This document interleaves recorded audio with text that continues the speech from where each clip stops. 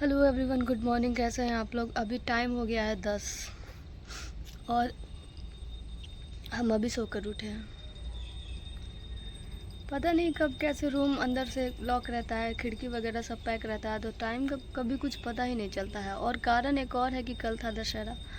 दशहरा में बहुत हो गया दौड़ना धूपना, खाना बनाना। कल बहुत सारे, जैसा कि आप लोग को पहले भी बता चुके हैं कि बहुत सारे नौकर हैं घर में, तो नौकर बेकार हैं।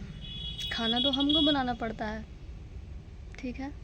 नौकर काम करते हैं, साफ़ सफाई करते हैं, जो उनका मेन काम है बिज़नेस संभालना हमारा, वो काम करते हैं।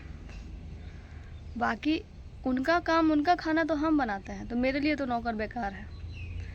आज 10 बज गया क्योंकि कल बहुत खटैया हो गया था, बहुत काम हो गया था। दशहरा की वजह से मैंने बहुत सारा खाना बना दिया था उनका, सुबह का, दोपहर का, रात का। तो कोई भी इंसान इंसान ही है ना, वो भी मेरे जैसे इंसान। देखिए, इन्होंने, ससुराल वालों ने काम करवा कर इतना पतला कर दिया है। मेन रीज़न ये है, पतला होने का बहुत सारा रीज़न है। टेंशन, बीमारी। सबसे प्लस पॉइंट है कि ससुराल वाले समझते नहीं कि किसी की बेटी लाए हैं। जो बस मशीन हो तुम, 4 बजे से उठो, करते रहो करते रहो करते रहो करते रहो, ऊपर से और ला के रख देंगे 10 आदमी। ऐसा कहीं होता है? आपके घर में भी बिजनेस होता होगा, तो क्या आपके गार्जियन आप घर की औरतों के भरोसे बिजनेस करते हैं? बताइए। 2-4 दिन रेस्ट लिया था मैंने इन दिनों। मेरे माता जी उतना में ही थक गई। कह रही है ना कि नहीं, मुझसे नहीं बनेगा खाना। और हमको कह रही है कि क्या ये मेम साहब है, ये मेम साहब है, ये है वो है, नहीं बनाई। अरे मैंने तो बहुत बना दिया। अब जवाब दे रहा है बॉडी, बॉडी जवाब दे रहा है, इसलिए मैं नहीं बना सकती अब जब मेरा ज़बान नहीं खुलता इन लोगों के सामने, लेकिन अब ज़बान भी खुलेगा। बॉडी भी जवाब दे रहा है, ज़बान भी जवाब देगा। क्योंकि जब तक जवाब ना देंगे खुल के, इन लोग कहेंगे रटते रटते मर जाओ। घर की औरतों के भरोसे कोई बिजनेस करता है? गलती तो इस पे गार्जियन की है। खुद आराम करेंगे और घर की औरतों को, ऐसी बेजान औरत को, घर की बहू को, उसी पे सारा बोझ डाल देंगे। हमसे तो ये सब नाटक नहीं होगा। अभी 10 बज गए। हम कल बहुत ज़्यादा थकैया हो गया था, खटैया हो गया था मेरा, बहुत चलना घूमना, खाना बनाना, तो मेरा कमर बहुत दर्द देने लगा था। जबकि खाना मैंने कल एक बार ही खाया था, मुझे गैस हो गया था, पता नहीं क्यों। चिकन वगैरह खाने से गैस हो गया था। तो कल सुबह में ही 11 बजे खाया था मैंने, उसके बाद ना दोपहर को खाया ना रात को खाया, कुछ नहीं।